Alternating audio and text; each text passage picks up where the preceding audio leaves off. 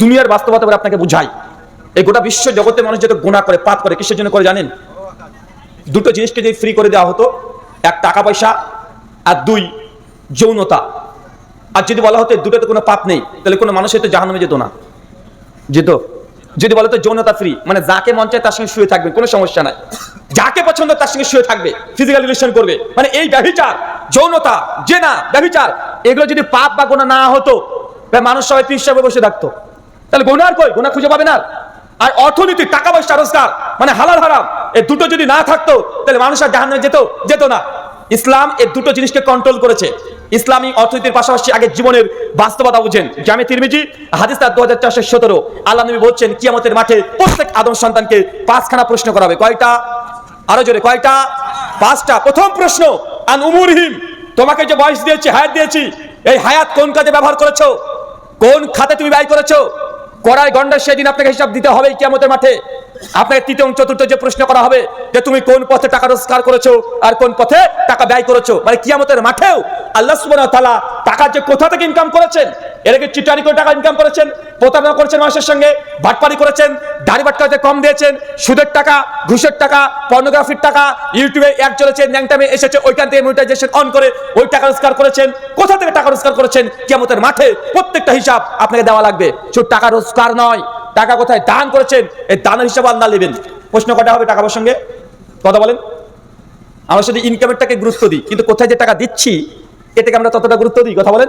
এর হিসাব পরপর দুটো হবে। প্রথম, টাকা পয়সা রোজগার কোথা থেকে করেছো, এর সুদের টাকা, ঘুষের টাকা, জেনা করার টাকা, সিনেমা হল খুলে দিয়েছেন ওই টাকা, বিড়ি সিগারেট জর্দা পান নেশাজাত দ্রব্য বিক্রি করে যে ইনকাম লাভ্যাংশ হয়েছে ওই টাকা, মানুষের সঙ্গে প্রতারণা করেছেন ওই টাকা, মানুষের 1 বিঘা জমির মধ্যে দিয়ে 1 হাত জমি চোর করে জবরদখল করে নিয়েছেন, ওইখান থেকে যে ফসল উৎপন্ন হচ্ছে ওই টাকা, মানুষের গাছ থেকে চুরি করে ফল বিক্রি করেছেন এই টাকা, ট্রেনে চলে যাচ্ছেন, ট্রেনে আপনি টিকিট কাটেন নাই, ওই যে 20 টাকা বা 40 টাকা আপনি দেন নাই, কিন্তু টাকা আপনার অ্যাসেট হয়ে গেল, এই টাকা সেখানে খরচ হওয়ার কথা কিন্তু খরচ করেন নাই, এই যে 40 টাকা এটা আপনার লাভ হলো না। কথা বলেন।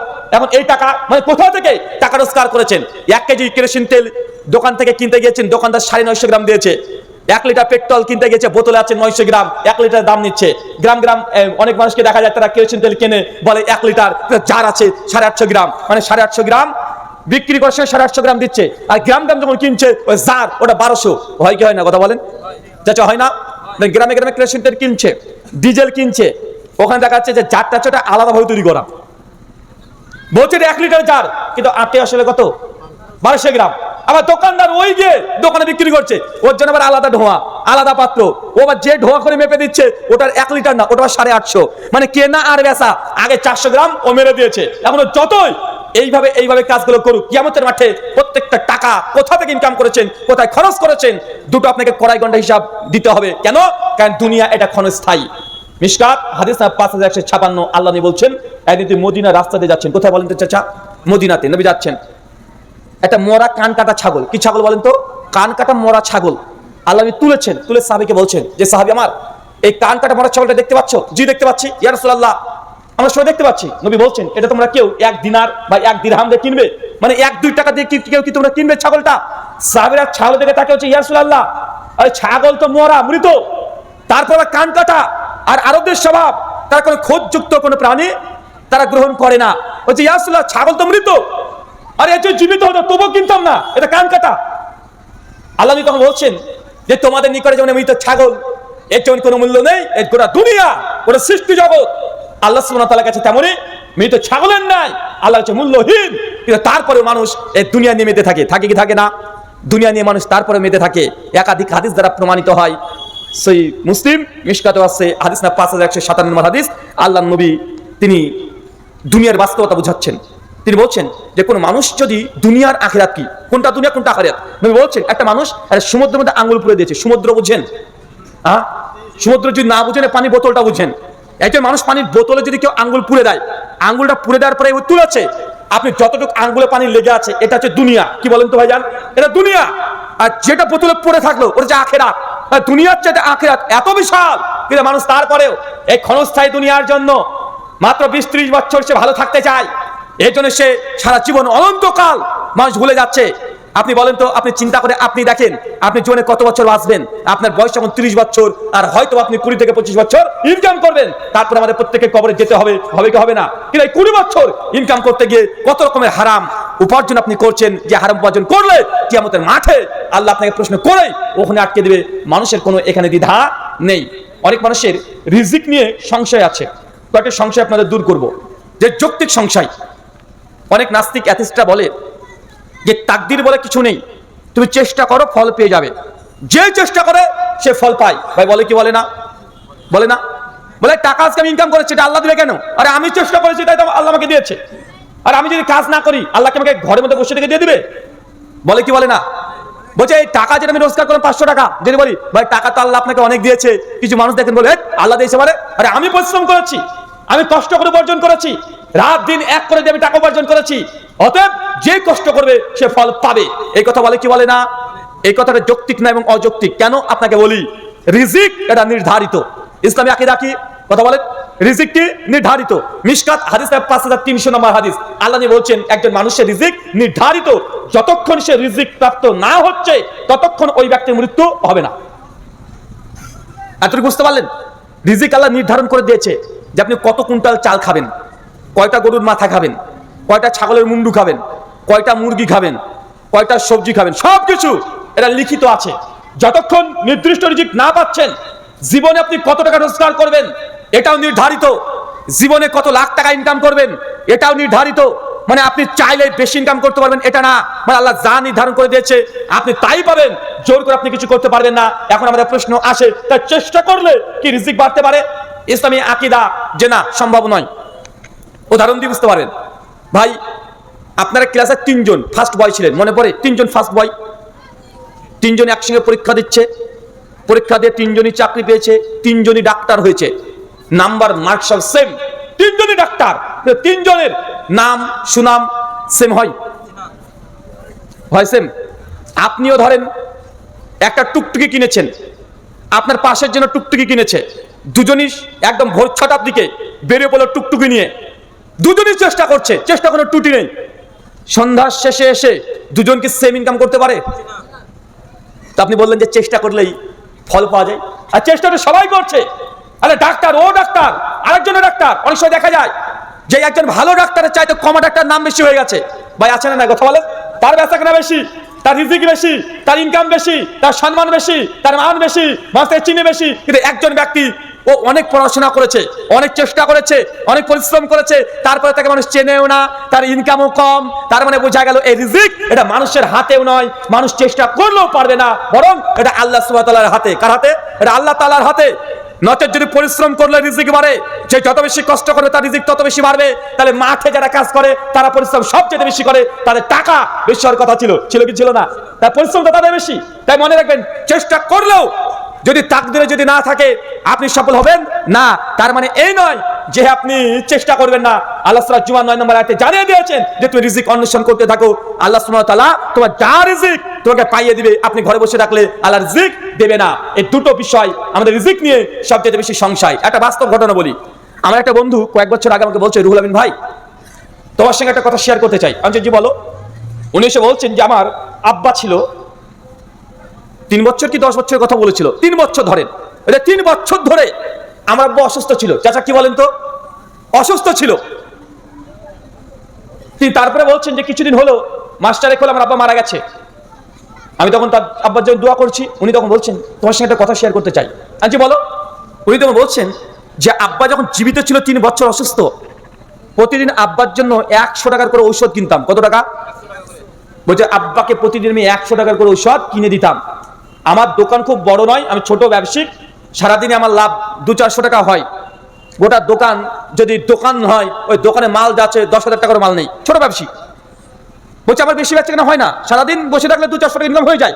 তো প্রতিদিন রাত্রিবেলাতে দোকান থেকে ফেরার সময়তে আব্বার জন্য 100 টাকার করে ওষুধ আমি দীর্ঘ 3 বছর ধরে আমি কিনে নিয়ে যাই।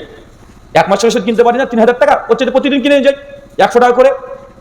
আমি তার কথা শুনছি। উনি তখন বলছেন সেই সময় যে ইনকামটা ছিল ওর মধ্যে থেকে 100 টাকা করে প্রতিদিন খরচ হতো, মাসে 3000 টাকা। উনি বলছেন যে আমার আব্বা মারা গেছে মাস 4 হলো।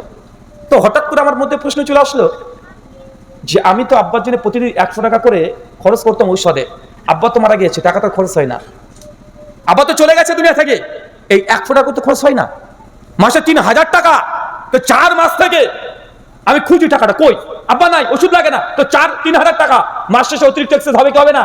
হবে কি হবে না? হওয়ার কথা। উনি বলছেন যে না আমি পাই না, আমি অনেক চেষ্টা করছি, 3 বছর আমি 100 টাকা করে ওষুধ দিয়েছি, 3,000 টাকা চলে গেছে, 4 মাসের আব্বা নেই, তো ওই যে 3,000 টাকা বা প্রতিদিন 100 টাকা করে অতিরিক্ত, ওটা তো আমার লাভের খাতা দেখতে পাবো, কিন্তু আমি পাই না, এটা কিভাবে সম্ভব? আমি তো বুঝতে পারলাম, ভাইকে বললাম যে ভাই এটা হচ্ছে রিজিক, যতদিন তুমি তোমার আব্বা জন্য তুমি খরচ করেছো ততদিন তোমার আব্বার রিজিক আল্লাহ তোমার আমল নামায় আল্লাহ দিয়ে দিয়েছে। যখন তোমার আব্বা কবরে চলে গেছে, তোমার আব্বাও তোমার রিজিকটা কবরে নিয়ে চলে গেছে। কথা কি বুঝতে পারলেন? আমাদের ছেলেরা কি করে, নতুন বিয়ে করেছে, বাপ মা এতদিন ধরে বড় করেছে ছেলে মেয়েকে, 2 ভাই, নতুন বিয়ে হয়েছে, বাচ্চা হয়েছে, বড় ভাই তখন বলছে যে বড় ভাই আমি বড় ভাই ছোট ভাইকে বলছে এই আমি একা সব সংসারের খরচ চালাতে পারবো না। বুঝতে পারলি? ছোট ভাই বলছে তাই কি করবো, আমিও তো পারবো না একা। বাড়িতে মিটিং বসেছে, কি হয়েছে ফলাফল? বলছে মা থাকবে বড় ভাইয়ের কাছে আর বাপ থাকবে ছোট ভাইয়ের কাছে। আছে না নাই? আছে না? কেন? সন্তান ওই ছেলে বুঝে নিয়েছে যে বাপ মাকে যে খাওয়াবো এটা আমার উপার্জনের টাকা খাওয়াচ্ছি, আমার পরিশ্রম করার টাকা খাওয়াচ্ছি, কিন্তু বুঝে নাই তুমি যদি বাপ মার দায়িত্ব নিয়ে নাও, পৃথিবীর প্রত্যেকটা মানুষ তার নিজের রিজিক নিয়ে এসেছে, তোমার বাপ মা এখন আর ইনকাম করতে পারে না, কিন্তু রিজিক আছে, তার আমলে রিজিক আছে। যখন তুমি তার দায়িত্ব নিয়ে নিবে, আল্লাহ সুবহানাহু ওয়া তাআলা তোমার আমলে, তোমার অর্থের মধ্যে তার বাপের রিজিক যা খায়, যা পড়ে, যা তুমি খরচ করবে, আল্লাহ কোন দিক থেকে তোমার আমল নামায় আল্লাহ সেই রিজিকটাকে ট্রান্সফার করে দেয়। মানুষ বুঝে নাই, ঝামেলা করছে, বড় ভাই ছোট সে ঝামেলা করছে যে আমি বাপ নেবো না, তুই মানে, আর আমি 3 মাস টাকা ওষুধ দিয়েছি, আরে এই মাসে তো আমি আব্বার ওষুধ কিনে দিলাম, পরের মাসে তুমি দাও। কিন্তু ওই ভাই যদি বুঝতো, ছেলে যদি বুঝতো যে বাপের যদি আমি মাসে 3,000 টাকা ওষুধ আমি ক্রয় করে দিই, ওই টাকাটা ওই রিজিক বাপের, আল্লাহ সুবহানাহু ওয়া তাআলা তার আমল নামায় দিয়ে দিচ্ছে। কেন? দায়িত্ব সে নিয়েছে এই জন্য। চলেন, আপনি বুঝতে পারছেন না এই জিনিসটাকে উল্টো করে একটু বুঝাই। মেয়েরা, একটা মেয়ের বয়স 40 ধরন হয়ে গেছে, মেয়েটার বাচ্চা নেই, বাচ্চা হয় না বা বিয়েই করেনি, পৃথিবীর সমস্ত বিজ্ঞান সায়েন্সকে ডেকে আনেন, মেয়েটার স্তন থেকে 1 ফোঁটা দুধ বের করতে পারবেন? চাচা, একটা মেয়ের বয়স 40 ধরেন, ও বিয়ে করেনি বা বিয়ে করেছে কিন্তু বাচ্চা হয় নাই, এরকম মেয়ে আছে না নাই? এমন গোটা বিশ্বের ডাক্তার সায়েন্সকে যদি একত্রিত করে দেন, তারপরে কি 1 ফোঁটা ওই স্তন থেকে দুধ বের করানো সম্ভব? সম্ভব নয়। কিন্তু একটা 16 বছরের মেয়ের বিয়ে দিয়েছেন, 1 বছর পর বেবিজ কনসেপ্ট করেছে, বাচ্চা যদি দুনিয়াতে চলে আসে, দুগ্ধে চলে আসে কি আসে না? আসে না। কেন? এটা রিজিক। এটা কি রিজিক? কিভাবে আসে? একটু বায়োলজিক্যাল বিষয়টা আপনাকে বুঝিয়ে বলি। স্বামী স্ত্রী যখন ফিজিক্যাল রিলেশন করে, শুক্রকীট ডিম্বাণুর সঙ্গে একত্রিত হবে, যখন আল্লাহ সুবহানাহু ওয়া তাআলা একটা শুক্রকীটকে কবুল করে নাই, বাচ্চা যেদিন কনসেপ্ট করছে ওই দিন দেখবেন মেয়েদের রজ তথা মেন্স এটা বন্ধ হয়ে যায়। বন্ধ হয় কি হয় না? ওটা কি? রক্ত, নাপাক রক্ত, দুর্গন্ধযুক্ত রক্ত, এটা অপ্রয়োজনীয়, এটা বজ্র পদার্থ। যেই দিন মা সন্তান বেবি কনসেপ্ট করেছে সেই দিন থেকে দেখবেন তার রজ, তার এই ঋতুস্রাব হায়েজ এটা বন্ধ করে দেয় আল্লাহ। কেন করে দেয়? এখন এই রক্ত, নাপাক রক্ত, এই নারীটা ওই বাচ্চার নাভির সঙ্গে আল্লাহ যুক্ত করে দেয়। যতদিন পেটে থাকবে কি খাবে? কি খায়? ওই রক্তটা খেয়ে খেয়ে বড় হচ্ছে, তার রিজিক মায়ের পেটে আল্লাহ ব্যবস্থা করে দিয়েছে। আপনি ব্যবস্থা করে দিয়েছেন? জি। মা বুঝতে পারে, ছেলে বাপ বুঝতে পারছে যে ছেলে 10 মাস গর্ভে আছে, কোথায় খাবার পাচ্ছে? আরে যেই রজ ছিল, রক্ত ছিল, নাপা চলে যেত, বাচ্চা আসার সঙ্গে সঙ্গে সে কানেকশনটা একটা তারের সঙ্গে একটা তার জন্য কানেকশন করে দেয়। ওইভাবে আল্লাহ পেটের ভেতরে আল্লাহ মায়ের সঙ্গে তার সন্তানের কানেকশন দিয়ে দিয়েছে। নাপাক জিনিস খেয়ে মানুষ বড় হচ্ছে, মানুষ তৈরি হচ্ছে। যখন এই মানুষটা, ওই বাচ্চাটা দুনিয়াতে ভূমিষ্ঠ হয়, নারী যখন কেটে দিবে, সঙ্গে সঙ্গে দেখবেন মায়ের বুকের মধ্যে কোথা থেকে আল্লাহ যে একদম দুগ্ধ ভর্তি করে দেয়। দেয় কি দেয় না? দেয় না? দেয়। বাচ্চা জন্মানোর পরে ও কি গরুর গোস্ত খেতে পারবে? হাড় চাপে চাপে খেতে পারবে? ওরা বলে খাওয়া সম্ভব? কোনো শক্ত জিনিস খেতে পারবে? পারবে না। আল্লাহ তার জন্য কি করেছে? পেটে ছিল, ওই সাথে তুমি জিপ টিপ কিছু বের করতে পারবে না, তাই তো ডাইরেক্ট আল্লাহ নাভির সঙ্গে কানেকশন দিয়ে খাবার খাইয়ে দিয়েছে। দুনিয়াতে এসেছে, ও কোনো খাবার শক্ত খাবার খেতে পারবে না, এই জন্য মায়ের দুগ্ধ ব্যবস্থা করেছে। করেছে কি করে নাই? এখন 2 বছর ধরে সে দুগ্ধ খেতে পারবে, 2.5 বছর ধরে খেতে পারবে। 2.5 বছর পরে যখন দুধের প্রয়োজন হয় না, আল্লাহ তখন দাঁত গজিয়ে দেয়। দেয় না? হ্যাঁ, দাঁত গজিয়ে দেয় না? যেমন দাঁত গজাতে শুরু করেছে তখন 7 মাস, 8 মাস, 10 মাস পর আস্তে আস্তে দাঁতগুলো বেরোতে শুরু করেছে। কেন? রিজিকের মালিক আপনি না, রিজিকের মালিক কে? আল্লাহ সুবহানাহু ওয়া তাআলা। মায়ের দুগ্ধ খাওয়া শেষ যখন হয়ে যায়, তখন দুনিয়া যা খাবার আছে ওর সামনে এনে দেন, ও সব খেতে পারবে। আপনি এখন বুঝতে পারেননি যে রিজিক কি জিনিস। তাই ছেলেদেরকে বলি, মেয়েদেরকে বলি, তোমার বাপ মাকে তুমি ঔষধ কিনতে টাকা দাও না। বাপ মাকে ভাগ করে নিয়েছো, 60 বছর বয়স বাপের, 55 বছর মার, বাপকে দিয়েছো দুতলাতে, মাকে দিয়েছো নিচতলাতে। কেন? বড় ভাই ছোট ভাই ভাগ হয়ে গেছে। এক বাড়িতে মা আছে, আর এক বাড়িতে বাপ আছে, দুজনে বিচ্ছেদ ঘটিয়ে দিয়েছো সামান্য খাদ্যের জন্য। আছে না কথা বলে?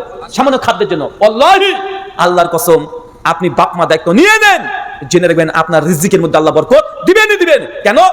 এই যেখানে আপনার পেটের সন্তান যেমন আপনার রিজিক খায় না, ও নিজের রিজিক নিয়েই জন্মগ্রহণ করে। কি করে না কথা বলেন? মায়ের স্তনে দুধ ছিল না, বাচ্চা যখন এসেছে আল্লাহ দুগ্ধ দিয়ে দিয়েছে। প্রত্যেক মানুষকে আল্লাহ রিজিক দিয়ে পাঠান। আপনি আর রাজ্জাক নন, আল্লাহ সুবহানাহু ওয়া তাআলা রাজ্জাক। তাই আপনার পিতা এবং মাতা যারা আছে তাদের দায়িত্ব গ্রহণ করেন, ইনশাআল্লাহ বরকত আসবে, আসবে আসবে। মিশকাত হাদিস না 5300, আল্লাহ বলছেন কিয়ামত আর দুটো জিনিস মানুষকে খুঁজে বেড়ায়। কয়টা জিনিস? চাচা কয়টা জিনিস খুঁজে বেড়ায় মানুষকে? একটা হচ্ছে মৃত্যু। কি মৃত্যু? আপনি যেখানে লুকিয়ে থাকেন, যত বড় ডাক্তারের কাছে চলে যান, যত বড় আপনি আইসিইউর মধ্যে ঢুকে যান, যদি মৃত্যু যদি লেখা থাকে, লেখা আছে, দেখা যাচ্ছে কলকাতা মেডিকেল হসপিটালে মৃত্যু আছে কালকে 10:11 সকাল। এখন বক্তব্য শুনছেন কিভাবে যে কাল সকাল 10:11 মেডিকেল হসপিটালে পৌঁছে যাবেন, আপনি এখন নিজেই জানেন না। কেন? মৃত্যু মানুষকে খুঁজে বেড়ায়। আপনি লুকিয়েও আপনি করে কিনারা করতে পারবেন না, যত বড় ডাক্তার হোক পারবেন না। মৃত্যু যখন আসবে আপনি ধরে ফেলবে। কেন? মৃত্যু আপনাকে খুঁজে বেড়ায়। 2, রিজিক। কি বলেন তো? একটা কে খুঁজে বেড়ায়? রিজিক। রিজিক আপনাকে খোঁজে কিভাবে? দেখবেন আপনি অনেক ব্যবসা করেছেন, কোনো ব্যবসাতে সফল হন নাই, অনেক ট্রাই করেছেন, সফল হন নাই। লাস্ট অনেক মানুষ দেখবেন চায়ের ব্যবসা করে ও লাখপতি কোটিপতি হয়ে গেছে। আছে না নাই? আছে না? আবার অনেক মানুষ দেখবেন বাপের কোটি কোটি সম্পত্তি ছিল কিন্তু ওর ভোগ নাই, ওর রিজিকে নেই। বাপ মারা যাওয়ার সঙ্গে সঙ্গে তার সম্পত্তি সব ধ্বংস হয়ে গেছে। আছে না নাই? ভাই আপনি মনে করেন না রিজিককে মনে করেন সম্পূর্ণ আল্লাহর হাতে। কার হাতে? কার হাতে রিজিক? সম্পূর্ণ আল্লাহর হাতে। আপনি চেষ্টা করলেও পারবেন না। কারণ আপনাকে একটু আগে উদাহরণ দিয়ে বলেছি, একই মানুষ দুজন টুকটুকি নিয়ে সকালবেলা বের হয়, দুজনের টুকটুকি ভালো, same company, same brand, same সময় বেরিয়েছে, সেম সময় যদি আসে, তারপর দুজন ইনকাম সমান হবে না। দুজন ডাক্তার হয়েছে, এমবিবিএস ডাক্তার, পাশাপাশি চেম্বার করবে, দুজনের কাছে সেম রুগী আসবে না, সে ডাক্তারের সেম ইনকাম হয় না। পাশাপাশি চায়ের দোকান, দুজনই সেম দোকান করেছে, তারপর দুজনের বেচা কিনা সমান হয় না। আপনি চেষ্টা করলেও হবে না, এটা আল্লাহর পক্ষ থেকে নির্ধারিত। কত বুঝতে পারছেন? তাই রিজিক নিয়ে টেনশন নয়। আল্লাহ বলছেন দুটো জিনিসকে মানুষকে খুঁজে বেড়ায়, একটা হচ্ছে মৃত্যু, একটা হচ্ছে রিজিক। অতএব তোমরা যার রিজিক আছে, যতক্ষণ তুমি প্রাপ্ত রিজিক অর্জন না করছো, আল্লাহ ততক্ষণ তোমার মৃত্যু দিবে না। মানে আল্লাহ আপনার রিজিকে যা লিখে রেখেছে, যতক্ষণ আপনি না পাচ্ছেন ততক্ষণ আপনি মরবেন না। ইমাম হাজী আসকালানী ফাতুল বারীর মধ্যে বলছেন, অতএব হে মুসলমান সমাজ, তোমার রিজিক নির্ধারিত। তুমি যেই ইনকাম, যে টাকা উপার্জন করতে যাচ্ছ হারাম পদ্ধতিতে, সুদ খেয়ে, ঘুষ খেয়ে, জেনা করে, ব্যভিচার করে, ওইভাবে টাকা রোজগার করার দরকার নেই। সবর করো, ধৈর্য ধারণ করো, অচিরে সে রিজিক তুমি অটোমেটিক হালাল পথে পেয়ে যাবে। কথা কি বুঝতে পারলেন? মানে আজকে আপনি দোকানদারি করেছেন, সারাদিন 50 গ্রাম করে আলু কম দিয়েছেন, 20 কেজি আলু বিক্রি করেছেন, টোটাল প্রায় 1 কেজি ধরেন কম আলু দিয়েছেন মানুষকে। কেন? আপনার বাটখারাটা কম করে গেছেন, প্রতারণা করছেন। এরকম আছে না নাই? আল্লাহ নবী কি বলছেন? এবার প্রতারণা করে 2 নম্বর করে ব্যবসা করো না, তোমার রিজিক যা নির্ধারিত। এখন আপনি যদি এই 1 কেজি যে আপনি দাড়ি বাট করে কম দিয়ে ইনকামটা করলেন, 20 টাকা লাভ করেছেন, আপনি যে সবর করতেন, এই প্রতারণা না করতেন, দিন শেষে আল্লাহ সুবহানাহু ওয়া তাআলা দেখে ওই ইনকামটাই, যে টাকা লাভ করেছেন, অন্য কোনো দিক থেকে আপনাকে দিয়ে দিতেন কি দিতেন না? আল্লাহ দিতে পারেন। তাই বলছেন যে খবরদার, হারাম অন্বেষণ করো না। তুমি যেই টাকাটা তুমি হারাম পথে পাচ্ছ, সবর করো, তুমি ধৈর্য ধারণ করো, তোমার রিজিক তুমি অটোমেটিক হালাল পথে পেয়ে যাবে। কোন পথে পাবেন? কোন পথে? হালাল পথে পেয়ে যাবেন। আপনি যুবক আছেন, চাকরির জন্য আপনাকে ঘুষ দিতে বলেছে, আপনি বলছেন ইন্নী আখাফুল্লাহ, নিশ্চয়ই আমি আমার রব আল্লাহকে ভয় করি, আমি ঘুষ দিয়ে চাকরি নেব না, ঘুষের আমার প্রয়োজন নেই। আপনি আল্লাহকে ভয় করে ঘুষ দিয়ে চাকরি নিচ্ছেন না, কারণ আপনি জানেন চাকরি করলে 20 থেকে 30 হাজার টাকা ইনকাম করতে পারবেন। আপনি আল্লাহর ভয় যদি পরিত্যাগ করে দেন, দেখবেন অচিরে সবর করেন, আপনি এমন একটা বিজনেস, এমন একটা চাকরি পেয়ে যাবেন, ঘুষ ছাড়াই এমনি সেম টাকা উপার্জন করতে পারবেন কি পারবেন না? যুবক ভাই তরুণদেরকে আরেকটা কথা বলে দিই, মনে রাখবেন, চাকরির পেছনে ছুটবেন না। কি বললাম? চাকরির পেছনে ছুটবেন না। চাকরি রিজিককে সংকীর্ণ করে দেয়। কি করে দেয়? চাকরি রিজিককে কি করে দেয়? সংকীর্ণ, বাইন্ডিং করে দেয়, বেঁধে দেয়। আপনি একটা চাকরি করছেন, 40,000 টাকা বেতন পাবেন, রিজিক কি সংকীর্ণ হয়ে গেল না? বাধা হয়ে গেল, একদম বেঁধে দিল। চাকরি হচ্ছে আধুনিক দাসত্ব। কি বলেন তো? আধুনিক দাসত্ব। আধুনিক দাসত্ব মানে 40,000 টাকা দিয়ে তোমাকে কিনে নিলাম, 20,000 টাকা দিয়ে কিনে নিলাম, আপনি এর চেয়ে বেশি ইনকাম করতে পারবেন না। এই জন্য ইসলামী সাহিত্যে, ইসলামী হিস্ট্রি দেখেন, কোন নবী রাসূল তারা চাকরি করতেন না, কি করতেন? ব্যবসা। সহিহ বুখারী 2072 নম্বর হাদিস। আল্লাহ নবী বলছেন, আল্লাহ দুনিয়াতে এমন কোন নবী রাসূল পাঠান নাই যাদেরকে দিয়ে ছাগল চুরিয়ে নেন নাই। কি চুরিয়ে নেন নাই? ছাগল চুরিয়ে নেন নাই। সমস্ত নবী রাসূলকে আল্লাহ সুবহানাহু ওয়া তাআলা ছাগল চুরিয়ে নিয়েছে। সাহাবারা বলছে, ইয়া রাসূলুল্লাহ, আপনাকেও? আল্লাহ নবী বলছে, জি, আমিও কুরাইশদের ছাগল চুরিয়েছি এক রাতের বিনিময়ে। নবী দাউদ আলাইহিস সালাম, সুলাইমান, সবাইকে দেখেন বেশিরভাগ নবী রাসূল কেউ দর্জি করতো, কেউ কৃষির কাজ করতো কি করতো না, কথা বলেন? আবু বকর কাপড়ের ব্যবসা করতো, সাহাবীদের মধ্যে দেখেন ওমর, ওসমান, আলী সবাই তারা ব্যবসা করতো। কেন? ব্যবসা, এখানে বরকত আছে। চাকরি রিজেকের সংকীর্ণ বেঁধে দেওয়া। ভারতবর্ষের মোদিজি ক্ষমতায় যাচ্ছে, তাই না? কিন্তু ভারতবর্ষ চালায় কে? কে বলেন তো? পানি বোতলটা দেন। কে চালায়? হ্যাঁ, না, ভারতের অর্থনীতি কে চালাচ্ছে? আরে আম্বানি। কে আম্বানি? ওকে চাকরি করে না ব্যবসায়িক? কে? গোটা বিশ্বের যতগুলো রাষ্ট্র আছে জেনে রাখবেন, এই রাষ্ট্রের কাছে রাষ্ট্রের প্রধানমন্ত্রী যিনি, তিনি কার মুখাপেক্ষী জানেন? কার পাচাটে? সেই দেশের সবচেয়ে বড় ব্যবসায়িকের কাছে। কেন বলেন তো? মোদিজি এখন যদি 2000 কোটি টাকা লাগে, কে দিবে? স্কুলের মাস্টার দিতে পারবে? ইঞ্জিনিয়ার দিতে পারবে? প্রফেসর দিতে পারবে? কে দিবে? ব্যবসায়িক। কে দিবে? ব্যবসায়িক দিবে। আম্বানিকে বলবে যে দাদা কিছু মনে করবেন না, 2000 কোটি টাকা লাগবে আমাদের এবারকার ইলেকশন করতে। কি করতে? কথা বলে না, ইলেকশন করতে 2000 কোটি টাকা লাগবে। মোদিজিকে বলবে আম্বানিকে, তার 2000 কোটি টাকা দিয়ে দিবে। গোটা বিশ্বের যত রাজনীতি আছে, যারা গোটা বিশ্বকে প্রধানমন্ত্রীকে চালাচ্ছে, সেই দেশের বড় বড় ব্যবসায়িক যারা আছে তারা। বাংলাদেশকে চালাতো কে আগে? হাসিনাকে কে চালাতো? ব্র্যাক। কে? কথা বলেন? ব্র্যাক বড় বিজনেস প্রতিষ্ঠান বাংলাদেশের। তার মানে আপনাকে বুঝতে হবে, ব্যবসায়িকরাই একটা রাষ্ট্র চালায়। কে চালায়? ব্যবসায়িকরা। কি চালায়? ব্যবসায়িকরা রাষ্ট্র চালায়। আম্বানির বিরুদ্ধে মোদিজি জিন্দেগিতে এক ধাপ কথা বলতে পারবে না। পারবে? আম্বানি হ্যাঁ বললে হ্যাঁ, না বললে না। উঠতে বলে উঠবে, বসতে বলে বসবে। কেন? কারণ অর্থনীতি গোটাই আম্বানি দেখভাল করে। কে করে? আম্বানি দেখভাল করছে। তার জন্য আমি যুবকদেরকে বলেছি আগে থেকে যে মুসলমান, চাকরি হচ্ছে আধুনিক দাসত্ব। আধুনিক দাসত্ব মানে আপনাকে আজকে চাকরি পেয়ে গেলেন, এই মাত্র 30-40 হাজার টাকা, এটাই বেতন। সারা জীবন ওই বেতন নিয়ে চলতে হবে। কিন্তু আপনি যদি বিজনেস করেন, ব্যবসা করেন, আপনার বরকত আসতে পারে কি পারে না? পারে কি পারে না? ব্যবসাতে বরকত আসতে পারে। ওই যে 10 খানা ছাগল কিনতে বলেছি তোমাকে, তুমি তো বলছো যে হুজুর আমার বয়স তো অনেক হয়ে গেছে, কিন্তু আব্বা মা বিয়ে দেয় না। এমন লোক আছে না নাই? আচ্ছা, কে কে বিয়ে করতে ইচ্ছে করে? হাত তোলো তো দেখি। আপনার বিয়ে হয়নি? হ্যাঁ, হয়নি এখনো? কি বলে? তা হাত তুলছেন কেন? আরেকটা করবেন? আরেকটা? এই ক্যামেরাম্যান ঘোরাও দিকে, ওদের দ্বিতীয় বিয়ে মাস না করবে, লিখে দাও পাত্রী চাই। আচ্ছা, কে কে বিয়ে করেছেন একটু হাত তোলেন তো দেখি। হ্যাঁ, এগুলো চাচা আপনি বিয়ে করেননি? এই চাচা বলে করেনি, তা হাত তোলেন না কেন? মানে হাত তুলবো আবার পকেট থেকে ঠান্ডা লাগছে। আচ্ছা, কে কে এখনো বিয়ে করেননি তারা হাত তোলেন তো। যারা গরিব মিসকিন বিয়ে করেনি, যারা বিয়ে করেনি হচ্ছে গরিব। কি বলেন তো? এই কয়টা? এই ভাই এত হাত তুলতে এত ব্যথা, শরম লাগছে তো। যারা বয়স হয়ে গেছে কিন্তু শরমের জ্বালাতে মানে হাত তুলতে পারছো না, তারা পা তোলার কথা চিন্তাও করো না। কথা বুঝতে পারলেন না? এখন তোমাদের বয়সই হয়নি বিয়ে করার। আমি যুবকদেরকে বলেছি আগে থেকেই, 10 খানা ছাগল কিনেন। কি কিনবেন? চাকরি পেছনে না চলে 10 খানা ছাগল কিনেন। 10 খানা ছাগল ইনভেস্ট করেন, 6 মাস পরে ওই 10 খানা ছাগল 20 খানা ছাগল দেবে, দুটো করে দেবে। দেবে কি দেবে না? 30 খানা ছাগল, 1 বছরে 60 খানা ছাগল। নবীরা যদি ছাগল চড়াতে পারে, আপনি কত বড় সম্মানিত ব্যক্তি যে আপনি ছাগলের ব্যবসাটাকে আপনি মনে করছেন যে ছাগলের ব্যবসা মানে এটা প্রেস্টিজ হ্যাম্পার হতে পারে।